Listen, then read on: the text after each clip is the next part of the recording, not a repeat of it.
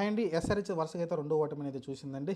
దీనిలో అనికేత్ వర్మ ఒక్కడే solid impact అయితే కలిగించాడు. అన్ఫార్చి అసలకి ఎందుకంటే స్కోరు అసలకి 166కి వెళ్తుంది. కారణం ఏంటంటే అతను ఆడిన ఇన్నింగ్స్ ఎక్స్ట్రాడినరీ. ఆ లాస్ట్‌లో కూడా అవుట్ అయ్యాడు గానీ, లేకుంటే ఇంకా చాలా ఓవర్లు ఉన్నాయి. ఉండుంటే ఇంకా తెలిసి 200 దాకా తీసుకెళ్ళేవాడేమో అనిపించింది. ఒక మంచి సూపర్ స్టార్ అయితే పుట్టుకొచ్చాడు. ఈ అగ్రెసివ్ బ్యాటింగ్ తోటైతే అనికేత్ అయితే. ఇంకా ఆ తర్వాత చూసుకుంటే మీకు ఎందుకంటే ఎక్కువ స్కోర్ లేదు కాబట్టి ఆ పిచ్ పైన మీకు వైజాగ్ పిచ్ పైన కనీసం 200 టార్గెట్ ఉండాల్సి ఉంటుంది. కానీ టాస్ గెలిచి బ్యాటింగ్ వేయించుకున్నారు ఎస్ఆర్హెచ్ అయితే. తర్వాత వీళ్ళు చాలా ఈజీగానే కొట్టేశారు. మెక్కర్ కావచ్చు, డూప్లీస్ కావచ్చు, అభిషేక్ పరాలు కావచ్చు, వీళ్ళు టాప్ ఆర్డర్ బ్యాట్స్మెన్ ఎవరైతే ఉన్నారో వాళ్ళైతే ఈజీగానే మ్యాచ్ని అయితే ముగించేశారు. అది కూడా 16 ఓవర్లోనే. మనకు వరుసగా మన 180 చేసిన కూడా 16 ఓవర్లో కంప్లీట్ చేశారు. ఇక్కడ 160 ఓవర్లు చేసిన 16 ఓవర్లో కంప్లీట్ చేశారు. కాకపోతే మన నెట్ రన్ అనేది చాలా తగ్గిపోతుంది. ఏం పర్లేదు, ఇలానే అగ్రెసివ్గా ముందుకు వెళ్తూ ఉండండి. ఎందుకంటే మనం ఒక బ్రాండ్ అనేది సెట్ చేసాము. ఇలాంటి జరుగుతూ ఉంటాయి, తప్పదు.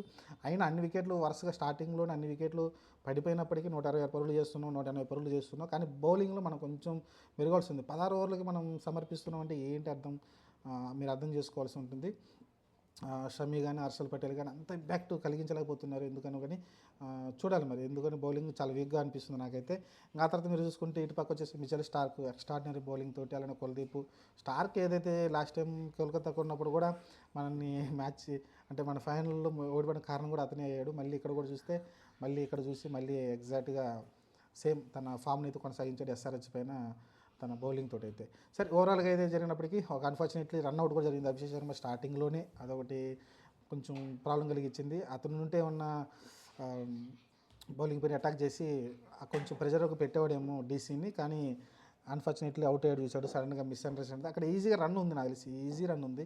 మరి ఎప్పుడు యాక్టివ్గా ఉండాలి అక్కడ. సింగిల్ ఈజీగా ఉన్నప్పుడు పరిగెట్టకుండా నేను రాని ఇంటి పక్కన నుంచి ఉంటే ఎలా చెప్పు. అలా ఆఫ్ మైండ్తో ఉన్నాడు అభిషేక్ శర్మ అయితే. దాని కారణంగా అవుట్ అయ్యాడు. హెడ్ తప్పేం లేదు అక్కడ. సరే, ఏదేమంటే వరుస విజయాలు అయితే ఓటములు అయితే చూసింది. ఇంకా నెక్స్ట్ వచ్చేసి మీకు సిఎస్కే. అలానే మీ మ్యాచ్ చూసుకుంటే వాళ్ళు కూడా వరుసగా రెండో మ్యాచ్ అయితే ఓడిపోవడం చూసాం. సిఎస్కే కూడా ధోని అయితే అప్ ది ఆర్డర్ వచ్చాడు. ఓవర్టర్న్ పైన వచ్చాడు, అశ్విన్ కన్నా పైన వచ్చాడు. అయినప్పటికీ మ్యాచ్ని అయితే గెలిపించలేదు అనుకోండి. సరే, ఓవరాల్గా అయితే వాళ్ళు కూడా అక్కడైతే బ్యాటింగ్ విఫలం అయితే క్లియర్ కనిపించింది. ఎందుకంటే మీరు చూసుకుంటే ఈ మ్యాచ్లో పెద్దగా ఇంపాక్ట్ నాకు తెలిసి చెన్నై రెండో మ్యాచ్ కంటే వరుసగా ఓడిపోయింది. ఇంతకుముందు వచ్చేసి ఆర్ఆర్ అయితే ఫస్ట్ మ్యాచ్ అయితే గెలవడం చూసాం. వాళ్ళ సంజు శాంసన్ కావచ్చు, మిగతా వాళ్ళు మంచి బ్యాటింగ్. రియాన్ పరాగ్ నుంచి కొంచెం సేమ్ అతని నుంచి రావట్లేదు, రన్స్ అయితే రావట్లేదు. అతని దగ్గర నుంచి అయితే రన్స్ వస్తే బాగుండు అనిపిస్తుంది. కానీ అతని బ్యాటింగ్ నుంచి అయితే రన్స్ రావట్లేదు. ఇటు సిఎస్కే నుంచి రచిన్ రవీంద్ర డక్అవుట్ అయ్యాడు. ఇంకా భారం అంతా మీకు ఎవరిపైన మన రుతురాజ్ గైక్వాడ్ పైన పడాల్సి వచ్చింది. అతనైతే ఆడే ప్రయత్నం చేశాడు కానీ స్కోర్ సరిపోలేదు ఆడడానికి. ఇంకా కొంచెం అగ్రెసివ్గా వెళ్ళి ఉంటే అనిపించింది. స్టార్టింగ్లో చాలా స్లోగా ఆడారు. మీరు చూస్తుంటే పవర్ ప్లే కానీ తర్వాత కానీ చాలా స్లోగా ఆడడం చూసాం. ఓవరాల్ చూసుకుంటే మ్యాచ్ అయితే ఓడిపోవడం చూసాం చాలా దారుణంగానే. తర్వాత మీరు చూసుకుంటే దారుణంగా గెలిచే ఛాన్స్ ఉంది, లాస్ట్ వరకు గెలిచే ఛాన్స్ ఉంది. కానీ లాస్ట్లో సరిపోలేదు.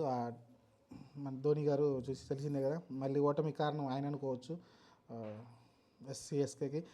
అటు చూసుకుంటే మీరు నితీష్ రాణా ఎక్స్ట్రాడినరీ. మనకు తెలిసిందే కోల్కతా కూడా అతను ఆడాడు నితీష్ రాణా. ఇక్కడైతే ఎక్స్ట్రాడినరీ నాకుతో అయితే మంచి ఇన్నింగ్స్ ఆడడం చూసాం. బ్రిలియంట్ నాకు ఆడడం చూసాం.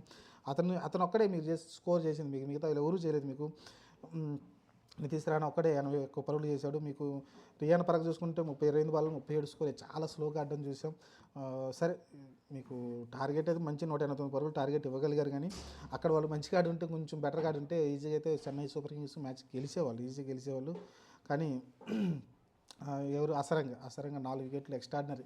మీకు ఎవరైతే వాళ్ళ ఆర్డర్ ఉందో, మీకు రుతురాజ్ గైక్వాడ్ కావచ్చు, లేకుంటే శివం దుబే కావచ్చు, విజయ్ శంకర్ కావచ్చు, వీళ్ళందరినీ వరుసగా 4 వికెట్లు అతనే తీసేశాడు. వేరే వాళ్ళకి ఛాన్సే లేకుండా అతను కూడా కీలక పాత్ర పోషించాడు ఆర్ఆర్ విజయంలో. సరే, ఈ 2 మ్యాచ్లు అయితే ముగిసాయండి. చూద్దాం మరి నెక్స్ట్ వచ్చేసి చాలా మ్యాచ్లు అయితే ఇంకా జరగబోతున్నాయి. ఇంకా ఇప్పటికే తలా 3 మ్యాచ్లు అయితే ఆడుతూ ఉన్నారు. ఇంకా చూద్దాం. కనీసం 5-6 మ్యాచ్లు గడిస్తే కానీ, 6 మ్యాచ్లను ముగిస్తే కానీ మనకైతే క్లారిటీ రాదు ప్లే ఆఫ్కి వెళ్ళే మ్యాచ్లు ఏ టీం ఉంటుందనేది. చూద్దాం మరి. ఇప్పటికైతే ఎస్ఆర్హెచ్ వెనుకబడి ఉంది, సిఎస్కే వెనుకబడి ఉంది, ముంబై కూడా వెనుకబడింది. తలా 2 మ్యాచ్లు ఓడిపోయి ఉన్నారు. మెయిన్ టీంలు ఏవైతే అనుకున్నామో కోర్ టీంలు వాళ్ళందరూ కూడా ఈ రేస్లో అయితే వెనకబడ్డారు. మరి సెకండ్ హాఫ్లో పుంజుకుంటారేమో చూద్దాం.